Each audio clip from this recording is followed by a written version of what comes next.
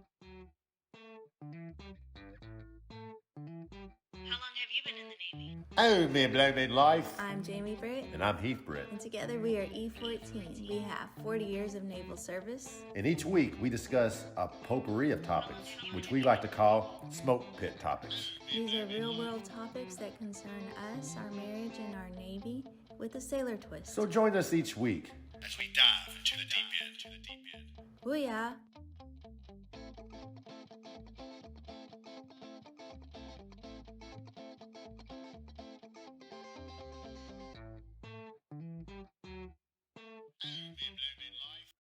Hey everyone, welcome back to E14 Podcast. I'm Jamie Britt. And I'm Heath Britt. And together we're E14. The views and opinions expressed in this podcast are those of our own and not the United States Navy or my command.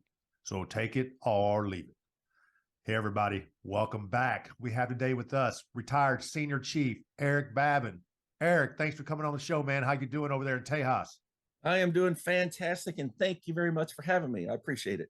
Our pleasure, man. Yeah. You're visiting us from the Hill Country, Texas Hill Country, right? We are. I am just outside of Bandera, Texas, known as the cowboy capital of the world. Don't tell those people in Wyoming because they won't like it. And so it's about 40 miles northwest of San Antonio, downtown San Antonio. Beautiful area. Yeah, we love that area. All the wineries and just the beautiful hills. Is that Bandera or Fredericksburg? Same area, though. They're all on that same loop. Yeah. Right. Yeah.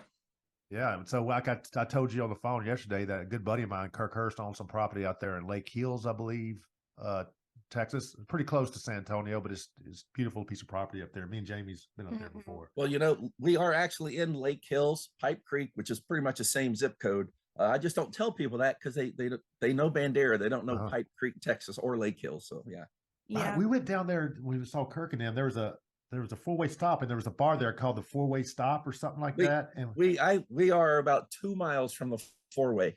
Oh wow! Yeah, that's cool. That's cool. Small world. We had some beverages over there in our travels. In our now that little bitty, I don't know how long ago you went, but that little bitty burger joint now has built an outdoor stage, bought properties next to them for parking, and now they have huge tribute bands like AC/DC, Def Leppard. Really? They've had the Bellamy Brothers, Wow. John Michael Montgomery, and they bring in, the population of the city might be 700, and they bring in like 2,500 people to this little bar. It's crazy. It's like another Lukenbach then. Yeah, it's like Lukenbach. Yeah, we visited that similar. place too. We frequented that place a couple times. Had some beverages. You know, we like our beverages, as Jamie is showing us right now. Yes, we do. We're sailors. I've took a break from it because I'm getting old, and it's not good for my waistline. But it's still, you know, I miss it sometimes, especially now. It's like 45 degrees in Pittsburgh area, so it's a nice day to sit outside. It don't seem like it being in Texas, but that's some nice weather over here in the wintertime. It's actually like a warm, sunny day to us. Yeah, it's really nice, really nice. But let's get to your story, man. So you're a retired senior chief, right? That is correct. What did you retire as? And I when? retired as an NCCS, a straight stick fleet Navy counselor. I started my career as a surface sonar technician, but I was a surface sonar technician for about 2 years, and then I had an interim security clearance, and then it ended up not getting the security clearance due to financial instability prior to enlistment. Even though I told them the truth about everything on my paperwork, for whatever reason, they finally realized I told the truth. And so they forced me to convert. And so they offered me, I think it was boiler tech, religious programs, damage control, and one other rate that didn't need a security clearance. And they go, but damage control has a re-enlistment bonus. So if you convert to damage control, we'll pay you $7,000. I'm like, I'll take that. Yes. Sold. So you went from being a topsider to a fresh air snipe, as I used to call them. Yeah. So you went from one side of the ship to the other, and you got to help the HTs chase turds around. Yeah, and there were times when I was the duty HT-man, and so when something would happen with the shitters, I would find a way to make sure that could be done during working hours the next day. It's like, oh yeah, the shitter secured. It'll be fixed tomorrow when real HT gets here. when the real turd chaser. Yeah, not the part-time not turd the chaser. part-time guy. Yeah. Well, how many years did you do that gig before you decided, hey, I'm going NC? That was I did about 8 years, but the last 3 I spent recruiting out of Corpus Christi, Texas. And so that is when Wow. I realized that, I was about to go back to sea, and I'm like, damage control, they're hard workers. And every now and then they may have to chase a turd. So I think I'm going to switch to a job that I might get a paper cut at worst. So that's when I decided to switch over to NC. That's so funny you say that, because every time I get a paper cut, I was like, this would never happen if I was an AC still. Right. Yeah. Like, Well, that's funny. We got a lot of history, me and Jamie in Corpus Christi. I did three tours in that area between Corpus and Kingsville and Ingleside. Jamie, she that's where she did her active duty stint at the NAS over there, and then she drilled out of there, right, babe? yep. And I was a drilling reservist out of there. Yeah. So But it's funny, when I was I went recruiting just to avoid going to Norfolk. I didn't want to get stationed in Norfolk, and they were trying to send me there. So I'm like, all right, what do you got? Well, high priority is recruiting right now. All right, well, what do you got for that? All right, the San Antonio district. And I grew up in Texas. So I'm like, heck yeah, I want to be back in Texas. So I accepted the orders to NRD San Antonio, and then you have to call the chief recruiter to get your actual station, your recruiting station. And so he comes back at me. All right, we got you set up for. It was somewhere in New Mexico. And I'm like, what are you talking about? I thought I was going to Texas. He goes, well, we do have the biggest district in the country, so you're going to New Mexico. So anyway, after a lot of crying and whining and stuff, he finally put me down in Corpus. So it worked out. The best I can do is Corpus Christi. Yeah. Corpus Crispy. Well, how far did you grow up from Corpus? Oh, I grew up in Sherman, Texas, which is almost to Oklahoma, north of Dallas. Yeah. So it's quite a ways. You're It a is. Yankee. Yeah.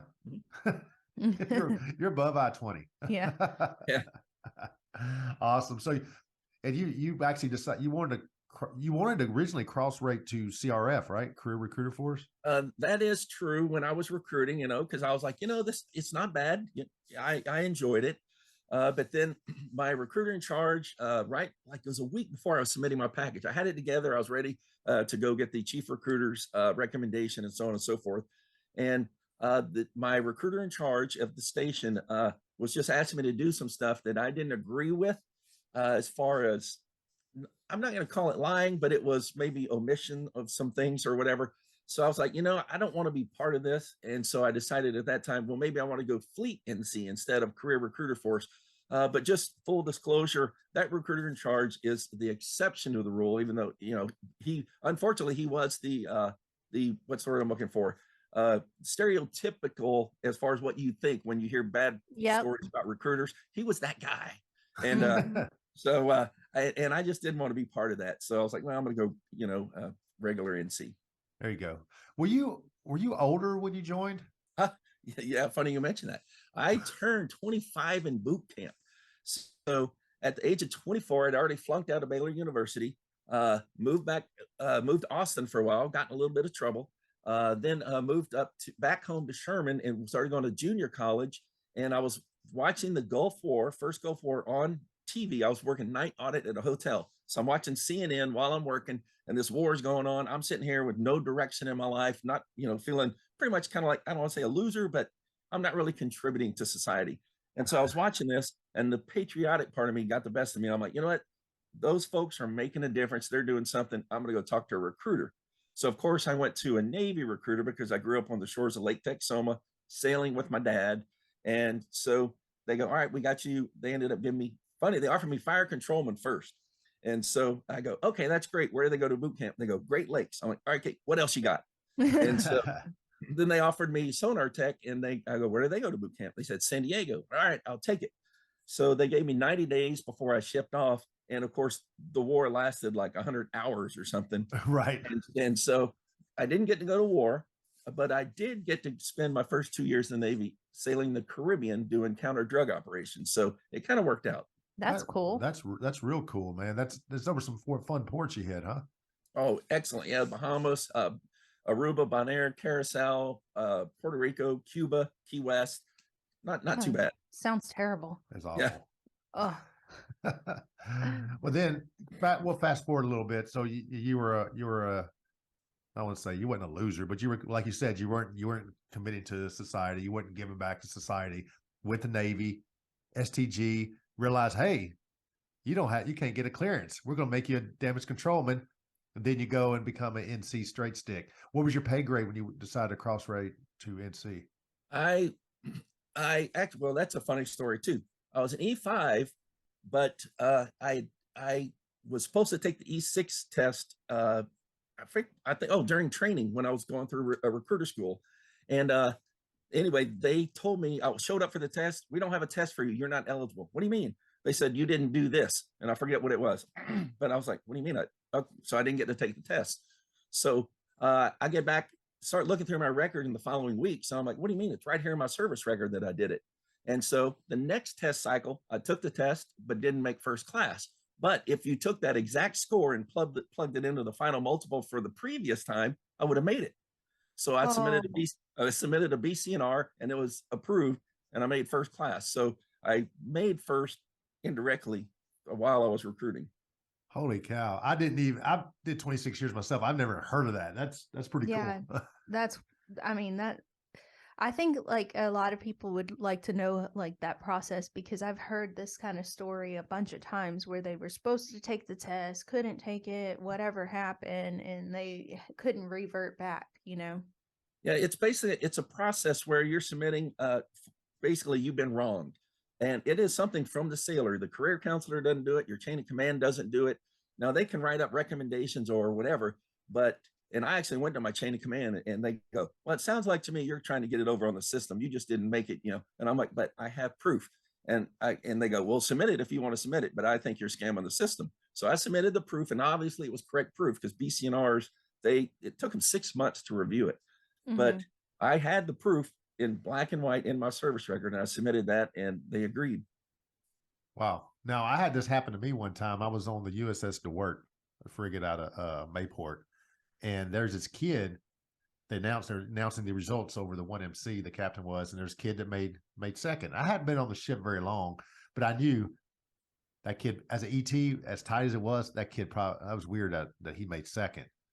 And my LPO came up to me, goes, "Hey, Chief, I don't think that was legit." I said, "Why?" Because I'm looking at his stuff, and it says he signed it had like his eval was a 4.0 EP. What happened was he got a P, but he bubbled in EP, and that put him. That's all you have to do. And then I was like, but I went to the CMC. I was, look, bro. I mean, what my thing is, I wasn't being a hater, but eventually they're going to catch it, right? And then you owe all that money back. Yeah, that's what I was thinking, right? So I went to the CMT. I was like, man, we got to do something about this, because this is going to bite him in the ass later. And he was like, I ain't touching that. I was like, what? That's your effing job, dude. That's your damn job. That's what I told him. And then eventually, I guess he did. They pulled it back from him. But I've heard of that happening. Now, I've heard of stories of that going on, but I've never seen it happen until then. But it was caught. You heard it here, folks. So yeah, it does happen. It does happen. First, folks. Bubble in 4.0. But real quick before we move on, what kind of ship? What ships were you on? You said you were on a frigate. Yeah, two FFGs, one out of Mayport. They ended up changing home port to Mobile, Alabama for the short period. We were the first ship there and the last ship to leave, and that base lasted about a year. Let's see what else. Some amphibs, LHDs, LHAs, the USS Ronald Reagan. Wow. So I did a total of 6 ships. Damn. Holy cow. I did more. I thought I did a lot of 5. Got me beat. Mm-hmm. That's a lot of sea time. That's a lot of sea time. I was really lucky where it was only 2 years at a time. I was able to work the system pretty well. I'd get tired of a ship and figure a way to move on. I always get those overseas ones I do have to only do 2 years on. That was one of my 2-year tours I did on the Bellawood in Sasebo. I was in Sasebo on the Tortuga. Yeah, from 11 to 13. I hated Sasebo. I loved it when we got underway. I'm like, please, let's get underway. Let's go to the Philippines or Thailand or Hong Kong or something. I don't like Sasebo. I was the same way. I loved getting underway. I was single at the time. So yeah, same thing. Yeah. Let's do it. Let's do this. So Sasebo is not where it's at as far as living arrangements? No, it wasn't in the mid-90s. Oh. It's just, I was there like in the 2000s. It was just small town. Oh, okay. It's kind of small. It's not like what you think of like Okinawa or Okinawa. Oh, no, Okinawa's nice, yeah. Yeah. And like Tokyo, the base up there, Yokosuka. Yeah, it's a lot more to do. Well, funny thing, when I was negotiating orders out of Sasebo off the Bellawood, I had another sea tour to do. And the guy goes, all right, I'm going to send you to a mine sweep in Texas. I'm like, yay, I'm getting to Texas, back to Texas. And then I'm at the exchange and I'm talking to some people and they're like, yeah, I'm on I forget even what minesweep it was, but I'm on the USS, whatever. I'm like, well, what do you mean? You're supposed to be in Texas. Why are you here? Oh, we're home port changing. And they'd already moved the families over. I called the detail. I'm like, oh, called the detail. Oh, hell no. Got you. He goes, Got it. yeah. Then he goes, well, I'm going to send you to San Diego. Then I'm like, okay, that's fine. I'll take San Diego. Right. It's not Sasebo. Right. You know, you mentioned you were 25 when you joined. I know, like, to us, 25 is not, oh, that's very young. But when you're in boot camp, you're old as hell at 25 years old. Yeah. Yeah, with all those 17, 18-year-old. I was 19 in boot camp, knuckleheads. and we had a couple mid-20 guys. I was like, man, they're old. Why did they join the Navy for? Yeah. And then the bad part is, you know, you get into the fleet and you've got some 19-year-old telling you what to do, and you just got to accept it, you know? Right. Yeah, I was the same. I was 23 when I joined. So yeah, I remember getting back to my first duty station there in Corpus, and then they were all younger than me, telling me what to do, and I'm like, oh. You retired in 2017, correct? Yes. My terminal leave started March of 17. Okay, so that's a great story. Let's get into your retirement and what you're doing now and how that all went down. All right. Well, my last tour duty was in Pensacola, Florida, and so that worked out. And the reason I got to pick it is I did a couple IA tours. My second one was in Djibouti, Africa, which is not a bad place. I have a friend of mine, Tom Shepard, wrote a song called Djibouti, and you must listen to it. Really? It's hilarious, and it talks about it being hot, dirty, and nasty down there in Djibouti. But I'm telling you, you spend a year in Iraq, Djibouti is not bad at all because people don't want to freaking kill you there. And you can drink. But because I went to Djibouti, I got choice orders. Basically, I got first pick. And so I got Pensacola. And so while in Pensacola, I'm like, me and the wife decided, I was a chief at the time, about to hit HYT, high year tenure.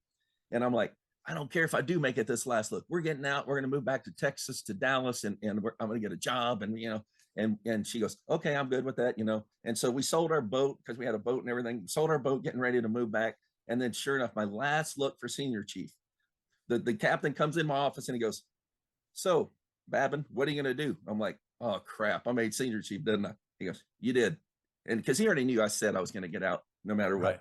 And so I go, I'll let you know in a minute. I call the wife. She goes, we got to stay in. I'm like, okay.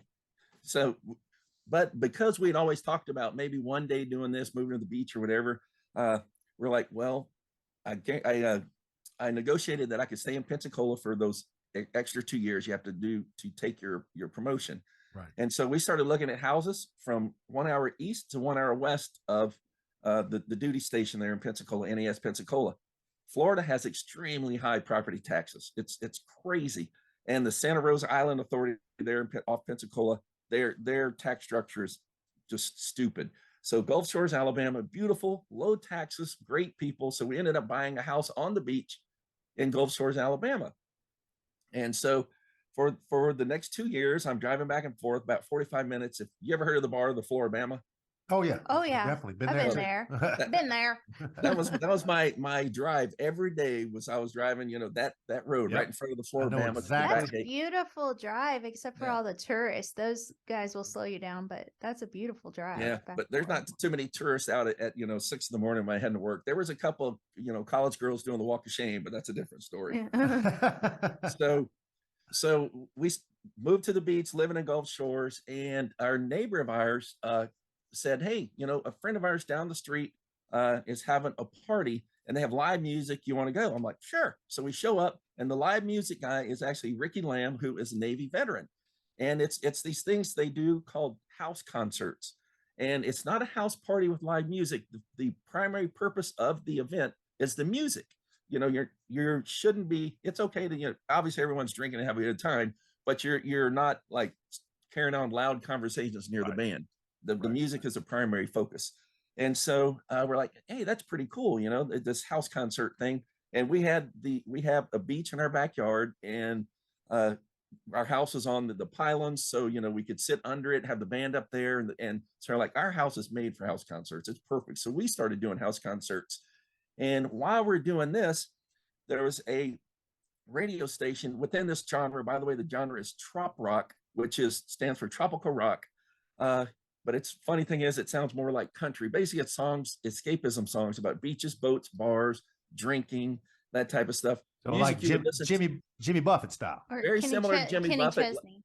Yeah, think of Radio Margaritaville and No Shoes Nation Radio merging together. That'd kind of be what it is.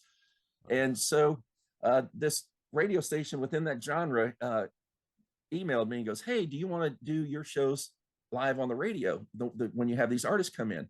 I'm like, "Well, yeah, come on up, do it," because he was down in the Florida Keys. And he goes, "Well, no, I was going to have you do it." I'm like, how the hell am I going to do it? And so he asked me a few questions to see if I was semi-computer literate, because that's really all you need, is be semi-computer literate to figure this stuff out. And so I purchased the equipment and everything, and he gave me a little training on it. And next thing you know, we're doing these house concerts live on the radio. And so I'm thinking, hey, that's cool. And we're having a good time with our friends. I started doing a show every Friday from our house where we would have an artist show up and we would sit and have a discussion back and forth. We'd mix a drink. I'd ask the artist what their favorite drink is, and I'd have the recipe ready. And we'd talk about the drink, then we'd talk about their tour, and then we'd have them do a few songs live, and we'd have a live studio audience. And we've had as many as 70 people on our beach for this radio show. It's really cool. And so I was about 6 months out from retirement, and my wife and I are like, well, what are we going to do? And I'm like, well, we love our house. We love Gulf Shores. But to keep this house, because of the mortgage, my pension isn't going to cover it. And, your work and my pension isn't going to cover it. I'm going to have to go back to NAS Pensacola and get a job basically doing a PSD type of thing. Mm-hmm. And I'm like, wow, that would be okay. That's not really what I want to do. We're young, and we had just started traveling in an RV for fun, going to music festivals within this genre and for the radio station in 2016. And so I'm like, well, hear me out. What if we did this? What if we sold our house, jumped in the RV, and just lived in the RV full time and traveled for the radio station? And we were bouncing that back and forth, and we're like, well, this radio station that I'm working for, even though I wasn't getting paid anything, total volunteer, it was just fun to do. I'm like, do we really want to do that for working our asses off and although having fun for this other person? And so about that time, somebody in Florida contacted me and goes, hey, I just heard this radio station is up for sale. It's called Radio Trop Rock, which is the exact genre. And so we went to Panama City a few days later and bought the radio station in Panama City. And basically an online radio station is really just a computer and, of course, the website and the software and everything. And so in March of 17, March 23rd, 8 a.m., I walk in to check out on terminal leave. 9 a.m., I'm at the title company selling our house. And at 10 a.m., we're in the RV beginning to travel full time for the radio station. And you had stopped since. Whoa. Yeah, we had a 5-year plan, and we're in our 7th year now. Holy cow. That's really scary when I think about getting out of the Navy, that safety net of the Navy, and then buying your own radio station and like traveling around. Not really. I think whenever we are in the military, we have this like, we don't gamble very well with the career, right? So that sounds like a gamble, and that scares the crap out of me. Were y'all scared, nervous? We were, but because the living in the RV versus a house on the beach, I always knew that because of my pension, we would have, a roof over our head, even though it'd be an RV, and we would be able to eat. So that's how I rationalize it, so to speak, is while it's a gamble, because we had one child and he was in the Navy at the time, so we didn't have to worry about that. If we had children still at home, that would be too much pressure. We wouldn't have been able to do it. Mm-hmm. But because it was just us two, we were like, no matter what happens, we're going to be okay. And we have to do this now because we can't wait 10 years. Because once again, it's going to be one day I will, and then you never do it. Right. So we jumped on the chance to do it. That's awesome. How does that work in what you do now with the RV, basically a traveling radio station? How does that work? Do you contact people? People contact you to get these gigs you travel to? Can you explain that? Yes. At beginning, the first year, we traveled about 10,000 miles the first year in 17. and we pretty much did everything for free because you have to get your name out there. This radio station was on its last leg. It was about to fail. No one had heard of it. And so we knew we had to build up its reputation and show the logo at places. So we traveled all these things for free. But then after that, because we did such a good job and they enjoyed us being there, then we started getting contacted and saying, all right, hey, I got this thing up in Seattle. We'd love you to be there. And of course, if we're going to attend it, we're also going to promote it leading up to the event. And so that's another thing we get paid for, is to promote the events, and then we get paid to be there, of course. And so then, yes, then they began calling us. And then there would be certain ones that we hadn't been to, we wanted to attend. And then I'd contact them and they're like, yeah, okay, you know, and I'd work a deal for them. And it's been so successful. And I'm not going to say financially successful, because it's a hobby that pays for itself. Basically, we're not getting rich, but we are getting to travel a lot. And it's been so successful. Now we are booked into 2024. Holy cow. Wow. I mean, you're booked. I mean, you're totally swamped. For example, in August of last year, we had somebody go, hey, we have this thing in Port Aransas, Texas. We'd love you to be there. I'm like, okay, when is it? They said July 22nd through the 24th. Well, we're already booked for that. I go, I'll tell you what, though, I'll pencil you in for 24. And they're like, what, 24? I'm like, yeah. And they're like, yeah, let's do it. So we were staying busy. Holy cow. I never That's even so interesting. You know, until I got your text and your article, I never even heard of that.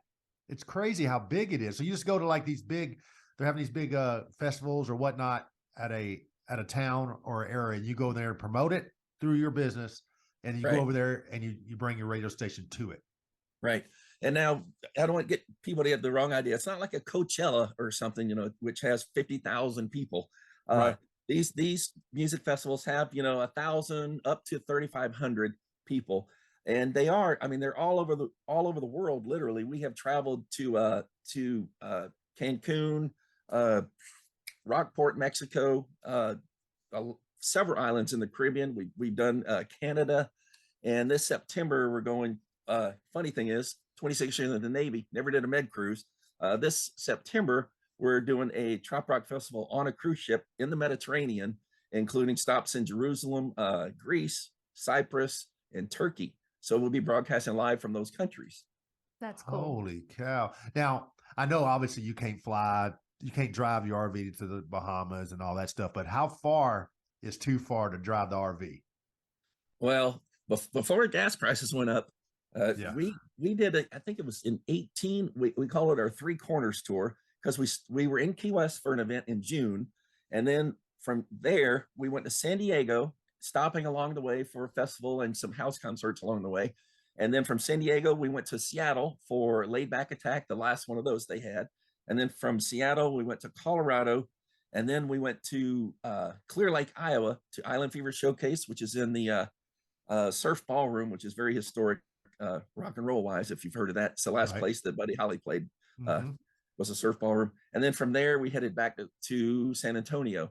So we called it the Three Corners tour. I think that one tour was 10,000 miles.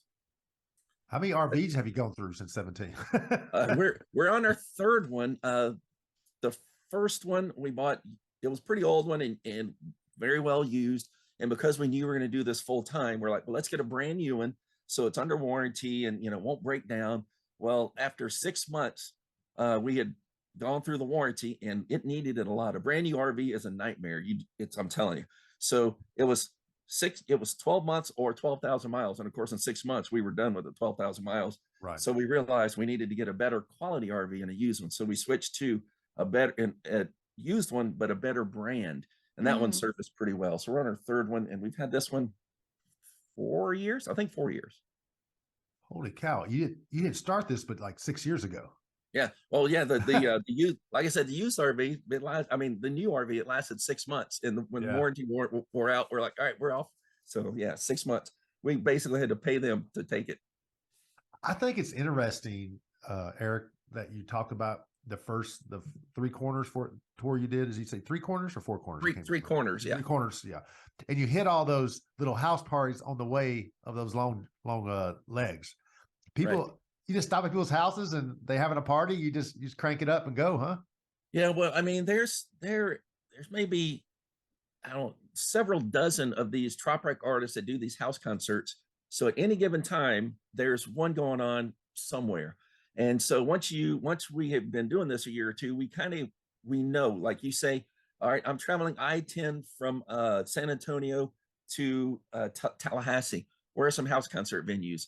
All right, well, there's one in Houston called Weaver's Landing. There's one in Baton Rouge called Buddy's Backyard. There's one in Gulf Shores called Lion's Den, and one in Pensacola called the Concerts on Canal. You just get to know, so you know your route, so you start contacting those people and say, all right, who are you having at this time? And then you know you can stop by there on the way to your next thing, because we don't get paid for house concerts, obviously. We just do that because, once again, to get our logo out there and to shake hands, get people to know us. Got to. We during COVID, we were, well, our neighbors had a house concert, and before that I had never heard of the concept or the idea, but it was so neat because they were we lived on a canal there in Louisiana, so everybody was able to come out to their yards during COVID and listen to this band perform on their dock, which I just thought was like a really unique idea, only to find out that other people have been doing this for a long time, apparently. Yeah. I thought it was a special COVID thing since. I thought we were just being unique and like, oh, hey, here's this idea. Let's have a band come out. That was really cool because even people came out on their boats, because we lived on the Pontchartrain Canal. So there's a lot of boats came out and listened to it from their boats. And I thought, I thought he was throwing his buddy was in the band, and I figured he was throwing his buddy a bone, paying him to come perform because they couldn't play in the bars. But no, people have been doing that for years, I guess. Yeah. I just found out. Yeah, we've had boats come up when we did ours in Gulf Shores. We had a couple of boats come up, and that was kind of neat. And the concept of the house concert is neat because you think like your buddy is paying the band $1,500 or whatever to play, but it's actually the people that show up donate. You can't sell tickets to a house concert because houses aren't zoned for a business. So Right. How you get around that is it's a suggested donation, normally of $20 if it's a solo act. And so if you have 50 or 60 people show up, that the artist gets $1,000 or a little more, and he actually has people sitting there listening and enjoying the music rather than at a bar where people are talking or eating and stuff, not listening, and they're only getting paid $200 or $300 at the bar if they're lucky. And so it's a win-win situation. That's great. That's good for the artists and good for the people too. How would you even get into having a concert at your house? Well, if like for trop rock, it's closely associated with the Parrot Head clubs, which is Jimmy Buffett fan clubs, because of the type of music. And so, for example, if you want to have one, you approach a group of people, Parrot Head club in this choice, and say, hey, I'm going to have this artist, Sonny Jim, who is popular within the trop rock community. I'm going to have him at my house, $20 donation. How many of you want to go? And of course, we want to go. And another great thing about a house concert is where it saves you money as an attendee. Yeah, you're paying $20 to the artist donating, but it's also BYOB. Yep. So you're not at a bar paying $6 or $7 a beer. You bring a 6-pack for $8 or whatever, and you're good to go. Right. And when you travel to these venues or these festivals or whatnot, do you play your music? Do you talk to the artists and interview them and the people, the big wigs at the town? Do you have them on your show?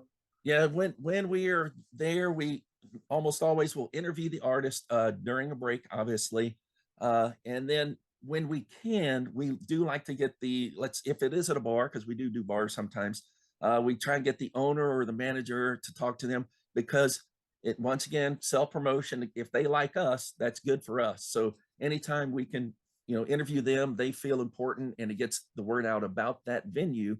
And then they think, wow, I love that Radio Trop Rock guy. He interviewed me. Wow.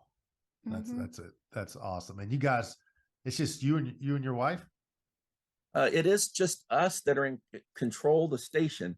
Now, about 2 years in, we had some folks come in wanting to be investors, and we talked about it. And while the money would have been nice, Gina and I both decided that we don't want investors because we want 100% control. And they said, oh, we'll be silent investors. It's okay. But still, if they asked us something, we'd feel obligated. So we turned them down so we would maintain 100% control. But we do have DJs that produce shows for us in Thibodaux, Louisiana, Panama City, Florida. I hope I get all this right. in Ohio and Austin, Texas. And they send us weekly shows, and then I program them onto the station. Oh, cool. Now, is there a huge, I guess, desire for trop rock in Ohio? That I was kind of, I was Well- kind of thrown back when you said that. Well, the funny thing is there is, because if you're in Ohio or in Pennsylvania and you are freezing your butt off and you think 45 degrees is warm, you might want to, sit on your patio listening to Radio Trop Rock, and now it's going to warm you up because it's songs about the beach and about boat drinks and daiquiris and that type of stuff. All of a sudden, you want a margarita when it's 30 below. Yeah. Right, exactly. Now you have to travel. You said gas obviously went up, so you start flying more, obviously, especially when you're going overseas. Well, Right. what we did, we bought a Chevy Suburban. We did have a Jeep that we towed behind the RV, and then I figured out a Suburban is a larger vehicle that can be towed behind the RV, so we set it up for that. But the Suburban, I did measurements in the back of the Suburban to make sure it fit everything we need. And although to broadcast, we only need something about the size, everything we need, we can fit probably the size of a kid's lunchbox. But there's all that other stuff that, for example, the shade structure, the shade tent with our logo on it and everything is huge. So that'll fit in there. And then, of course, you have your merch, your T-shirts, your bumper stickers, and that type of stuff. We got to fit that in there. I have to fit another box full of just adapter, just in case cables and that type of stuff. So we got the Suburban, gets 20 miles to the gallon. And so that is much better. And it takes unleaded rather than diesel. So it cuts our fuel cost by about a quarter. Yeah. But when you fly to places, because obviously you can't drive everywhere, you're missing out on the merch. Do you try to get that there, or does anybody try to make it for you on site, or you just do without? Well, we do without, because, for example, we have a thing in Seattle in July that we're going to fly to. And so, I'm just taking the radio station and that's it, because we're only there 2 days. And so we're going to miss out on selling merch, but that's fine. Yeah, right. So all you need to get the show done is a kid's lunchbox full of your equipment. The rest of the stuff is just extras for y'all, basically. Yes. Right. Hmm. Did you have to learn a lot doing this? You said earlier that you had to be computer savvy. Did you have to learn a lot? Was there a lot of trial and error at first until you got it figured out? There was, even though, like I said, I did some work for that radio station before. It's repetitive. You have to keep doing stuff, so, because you're always going to make mistakes. And so in the beginning, you make a mistake and then you're like, well, how do I figure this out? And of course sometimes you're on the air when this is happening, and it's very stressful. And so, there is a lot of learning and keeping up with technology, and it is definitely every day. It's a learning process. I mean, just this week, I'm changing some software and some equipment, and I have to test it before we go. And now we've started doing stuff a little bit differently, where we do a little bit more of the, almost like a wedding DJ, but not during breaks of the music. So that's a whole different learning curve and different equipment. So it's a learning process. But luckily for me, being a Navy veteran, I was able to use my GI Bill, and I went to radio broadcasting school for 10 months. And so it was at Huntington Beach, California, and it was a hybrid course. So I only had to go there once. And for those GI Bill, post 9/11 GI Bill people, I'm telling you, if you're not using it, if you gave it to your kids, that's one thing, I get it. But if you are not using it, you are making a mistake, because the hybrid course for this one means I got the full housing allowance for Huntington Beach, California, even though I was in Texas taking the course. And because I had to go once, because I was going once, it was hybrid. And so I got the full amount. So I was getting $2,900 a month tax-free to go to radio broadcasting school, which is a freaking blast. I'm like, how am I getting paid for this? You paid a lot. Yeah, a lot. And so I learned a lot through that about how to be, because I already kind of knew how to do stuff, but I wanted us to be more like a real radio station, for lack of a better definition, to be more professional. And that's what that course helped me to do. And I'm going to class with all these people who are like, oh, I can't wait to, apply for jobs as a DJ. I'm like, I just want to be able to make my station better. I'm not applying for jobs. That's true. That's yeah, true. you're like, hey, I'll take your application though. Yeah. in case we grow. That's a very unorthodox way of using your GI Bill that people probably don't think about. you know, a lot of people think of GI Bill. They think, well, I'm gonna go 4-year college, maybe some online courses, but I'm not gonna go outside the norm, quote unquote. Yeah. So that's what made you think of that? Well, the reason I thought of it, first of all, I got my degree using twisted assistance while on active duty. I mean, Right. another thing, if you don't do that, you're making a mistake. But I did transfer my GI Bill to my son, and he flunked out of San Diego State University. He went for 3 semesters and flunked out. So I pulled it all back. And then when I went to Djibouti, my wife wasn't working. She was living with her parents in Dallas, till I got back from Djibouti, because I was changing duty stations as soon as I got back. And we have a Shih Tzu, and our Shih Tzu costs like $50 a month to groom. And would you believe there's a grooming school that takes a GI Bill about 5 miles from her parents' house? So I transferred part of my GI Bill to her to go to dog grooming school. And so that's another unorthodox method. I'm floored right now. Yeah. Right. And then once I got out, I was, of course, I'm not working a real job. I have a very flexible schedule because it's own my own business. And so I'm like, there's this GI Bill I've still got, and that's money in my pocket or money that needs to be in my pocket. And so of course, the radio broadcasting was a no-brainer. I did that one. And then I actually tried to go back, and I called the VA. I go, I really need a refresher course in this radio broadcasting thing. I want to go back. And they're like, well, did you fail it? I'm like, no, I passed. I did really well. They're like, then you can't go back. I'm like, what? You mean if I failed it, I could have gone back and you'd have paid me? They're like, yep. I'm like, damn it. I should, if I'd known. So flunked all the tests. Yeah. So I started looking around at other stuff, and in an RV, I talked to you about the warranty. I really needed it for that. RVs break all the time. Think about your house going through a hurricane winds on a constant basis while an earthquake is happening. That's right. So things are breaking. So lo and behold, I find a RV tech school in Florida that takes a GI Bill. So me and my wife go to Florida for 3 months, and I go to this RV tech school using the GI Bill and getting paid to go to that school. Wow. So that's right. You can just go anywhere and go to school because your house is mobile. Right. Yes. I didn't think about that. Yeah, we were staying in a really nice RV resort there right near the school. It was nice. So I get done with RV tech school, and then I'm like, well, I still have GI Bill left. And I'm like, well, my business, we have a website. I want to know how to work on my website better than I already do. I use WordPress, which is really easy, but I want to know more. So I went to a coding school out of San Diego Global Knowledge University. And once again, it was a hybrid course. So I was getting full housing allowance while doing my course in Texas. I just have to fly to San Diego once a quarter to take a test. And so what I learned in the coding course is I don't like to code. So coding sucks. Yeah, it does. It is. It was not radio broadcasting. It was not fun. But I did pass it.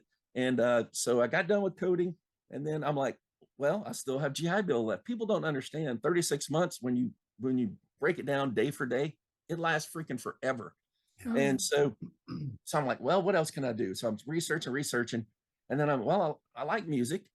So what if I went to the Berkeley School of Music using my GI Bill, the online courses. And so I looked for radio broadcasting with them, but they don't offer that. It's more for musicians, independent singer-songwriters. So I started taking courses with the Berkeley School of Music, including critical listening, music production, Pro Tools, which is software to mix music, which helps me produce commercials. Yep. Artist management. I'm doing artist marketing right now.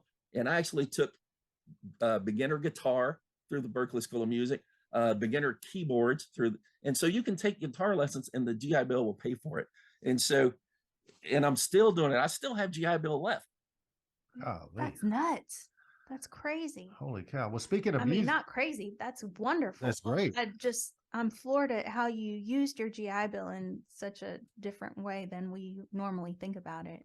Well, and one of the reasons I thought, to be creative with the use of the GI Bill, when we were in Key West for 6 weeks, a couple of years ago, we were staying at Sigsbee, which is the RV park there on the base. And the guy next to me was an Air Force veteran. And so we got to talking. He goes, oh yeah, I'm here using my GI Bill. I'm going to Keys Community College. I'm like, oh, what are you taking? Like business or economic? No, I'm taking diving. So he was taking scuba diving at the Keys Community College, getting $2,900 a month, tax-free, living on base for $600 a month in his RV. And he's going scuba diving every day, getting paid to do it. There are unique ways to use a GI Bill. You just got to look for it. That is cool. And I'm for our YouTube watchers out there, video part. So we're looking at you. You just pulled up a Whataburger drink. Oh, we haven't seen Whataburger in a while up here. A little jealous. A little jelly. But behind you, man, you talk about the Berkeley School of Music. It's got the guitars behind you. Tell us about those. Well, that one is one I bought for myself. I think it was before one of my IA deployments. I can't remember if it was Djibouti or Iraq, but I'm like, I'm going to spend 12 months on this where I can't do anything except for work. I'm going to learn to play guitar. And so I brought that over with me. And then I realized that a guitar has 6 strings, but I only have 5 fingers. And so the math did not work out for me. I had trouble with it. And so that is why I switched to ukulele, which only has 4 strings, much easier. This one is one we bought my wife because she was going to learn guitar. And we went to a Eastman Guitar expo or something at Blue Angel Music in Pensacola. And so she got a real good deal on that one, but she ended up not liking to play guitar. So all the artists that played our house when we were in Gulf Shores, you see some signatures on it. Every artist that came to our house strummed the guitar a song or two and signed the guitar. So that's what that one is. This one here, when we go to these festivals, every festival we go to is charity related, whether it be for the Shriners, Alzheimer's Association, or veterans organizations like Operation Song or something like that. There's a charity aspect to it.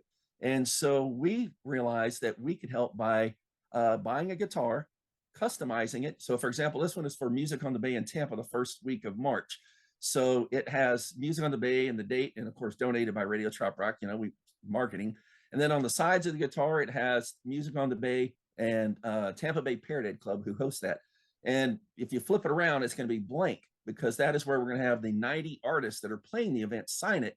And then they auction the guitar off for their charity.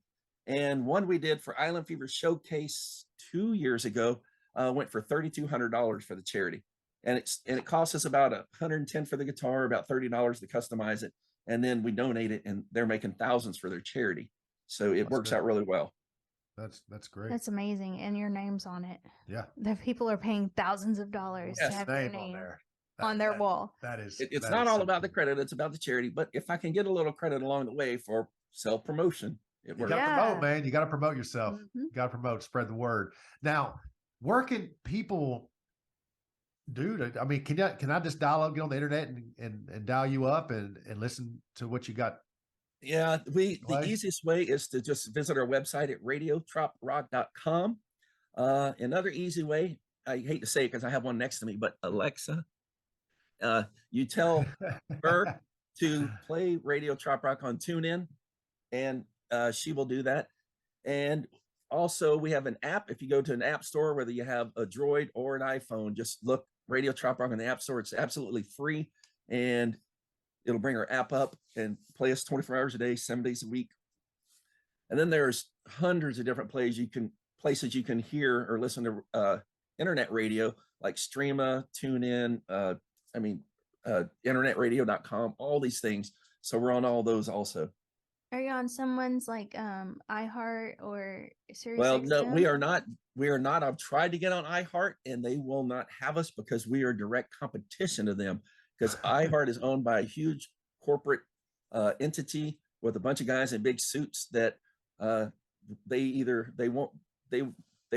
only way they would have us is if they owned us, and we're not going to let that happen. Oh, got it. Yeah, that way you wouldn't have control if somebody else was paying. Yeah. Correct. Great. No, it's been a pleasure talking to you, Eric. Golly, I did not expect this. Tons of info. I tell you what, I'm excited for, since it's a warm 45 degrees here in Pennsylvania. I'm gonna download Trop Rock app. Is it Radio Trop Rock app? Radio Trop Rock. I'm gonna download. If you do 3 words and can't find it, do it in 1 word. I can't remember. Sometimes one of them is weird about it. Yep. Awesome. We're gonna sit on our patio and drink some margarita. We'll have a cold margarita in 45, but it'll feel like summertime here. It's the first sunny day in weeks. It's great.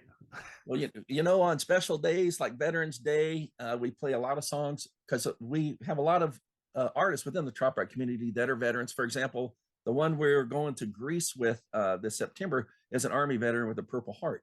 But on these special days, we will have like an hour of music that are just songs about veterans or that tribute to veterans and that type of stuff. Oh, nice. Payback, Wow. little payback. I like it. Yeah, love it. That's great. And And every day at 8 a.m. we have the Star Spangled Banner. So oh, you do colors. Oh, colors. yep, Nice. 8 a.m. Nice. Central every day of the week. Wow. Keeping your roots. I like it. That's great. Right. Now you have on the radio station, you play Trop Rock, obviously, but any Buffett? I know you're a Buffett fan. You play any Buffett on there? Well, yes, because Buffett technically you could say is Trop Rock because he sings songs about beaches, boats, and bars. That's right. So about 75% of our playlist is independent singer-songwriters that we see at these house concerts and music festivals, and about 25% are the not independent, like Jimmy Buffett, Kenny Chesney, Zach Brown, Jake Owen, and Christian Bush, that type of thing. Wow. Because Zach Brown talks about toes in the water, ass in the sand. Exactly. Yeah. He's Trop Rock. Yeah. I like it, man. This has been awesome. Thanks so much for coming on, and thanks for reaching out, Eric. This has been great. Well, thank you guys. I certainly had a good time. And if we summarize anything someone learned from this, use your damn GI Bill. I think Yes. Yes, definitely. Use your damn GI Yes. Bill for sure. That was a great little add-on to this, how you did that unorthodox way of using your GI I Bill. will definitely be having all my applicants listen to this episode. That's great. This is great. We're about to close out. If you stick around for a minute with the bullshit with you before we Okay, let you sure. go. Yeah. And with that, we wish you Fair winds. and following seas.